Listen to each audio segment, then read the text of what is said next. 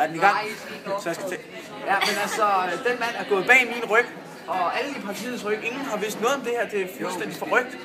Og det viser sig så, at han har simpelthen prøvet at bestikke journalister, og det er jo ikke noget, vi går ind for her i partiet. Debatredaktør.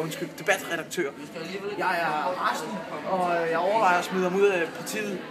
Der er et værre røvhul. Hvad I tænker at gøre ved det? Jamen, jeg overvejer stærkt at smide ham ud, og han står i hvert fald for ordentlig skideball, og han skal nok ikke regne med at blive stemt ind, vil jeg sige. Du siger det til hans mor? Ja, jeg siger det til hans mor.